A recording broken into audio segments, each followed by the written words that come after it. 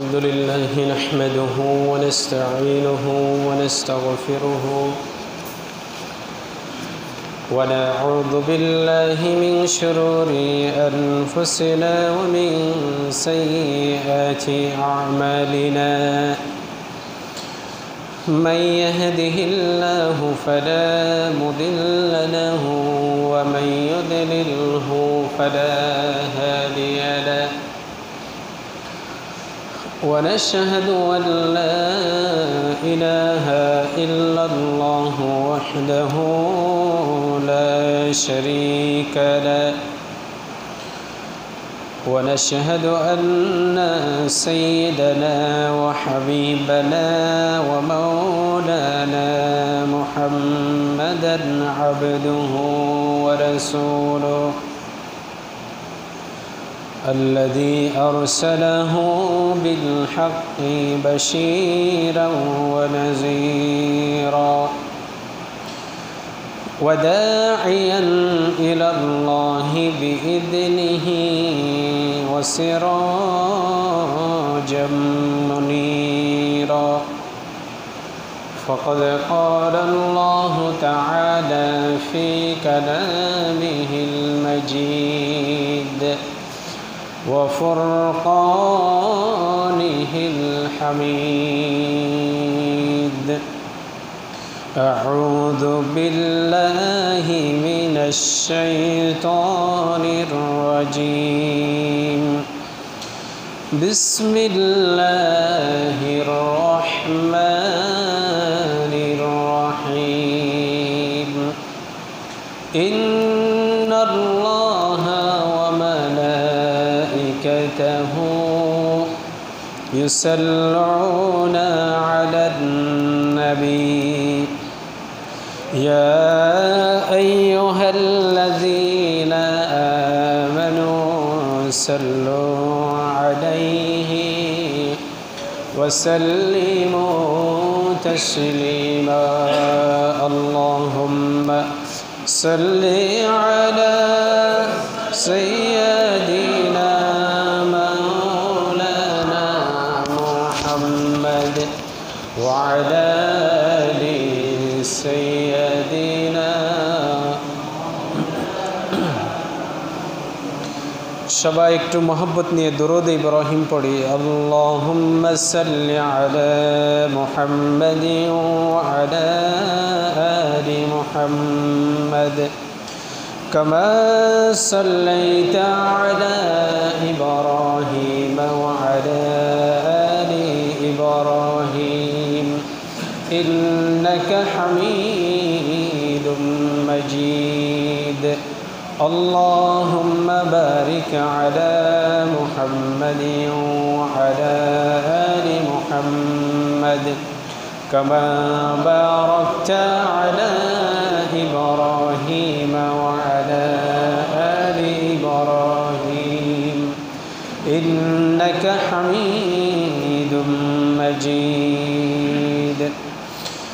أعوذ بالله من الشيطان الرجيم بسم الله الرحمن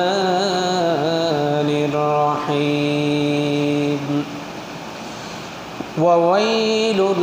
للمشركين الذين لا يؤتون الزكاة وهم بالآخرة هم كافرون صدق الله مولانا العظيم وصدق رسوله النبي الكريم ونحن على ذلك من الشاهدين والشاكرين সম্মানিত হাজিরিন আসসালামু আলাইকুম ওয়া রাহমাতুল্লাহি ওয়া বারাকাতুহু মহান মুনিবের দরবারে শুকরিয়া যিনি পবিত্র মাহে রমজানের দ্বিতীয় জুমাতে তার গোলামি করার জন্য আমাদেরকে মসজিদে আসার তৌফিক দিলেন সেজন্য আমরা সকলেই বলি আলহামদুলিল্লাহ দরুদ সালাম মানবতার মুক্তির দূত বিশ্বনবী মুহাম্মদুর রাসূলুল্লাহ সাল্লাল্লাহু আলাইহি ওয়াসাল্লামের উপর। সম্মানিত হাজিরিন, আজকে আমাদের আলোচনার বিষয়, আমি আপনাদের সামনে সূরা ফুসসিলতের 6 এবং 7 নম্বর আয়াত আলোকে আয-যাকাতু ওয়া মাওকিফুহা ফি মাহউইল ফাকরি, অর্থাৎ সামাজিক উন্নয়নে যাকাতের যে ভূমিকা, গুরুত্ব, আমরা সে বিষয়ে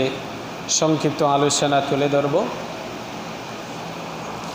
যেহেতু যাকাত ইসলামের একটি স্তম্ভ, এই যাকাতের বিষয়ে আল্লাহ সুবহানাহু ওয়া তাআলা কোরআনুল কারীমের ভিতরে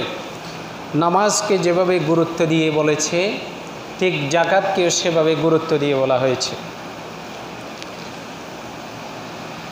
নামাজের বিষয়ে কোরআনুল কারীমে আমরা আলেমদের মুখ থেকে শুনি এবং জানি যে কোরআনুল কারীমের ভিতরে 82 জায়গায় নামাজের কথা বলা হয়েছে। ঠিক তেমনিভাবে যাকাতকেও আল্লাহ সুবহানাহু ওয়া তাআলা 82টি স্থানে উল্লেখ করেছেন। এর ভিতরে 30 বার সরাসরি যাকাত শব্দ উল্লেখ করে বলেছেন, আর 9 স্থানে সাদাকা হিসেবে যাকাতকে প্রতিশব্দ ব্যবহার করে,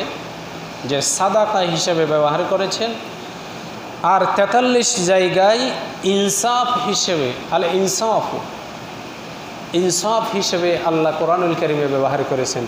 যাকাতের যে বন্টন, ইনসাফ, এটাকে সেই হিসেবে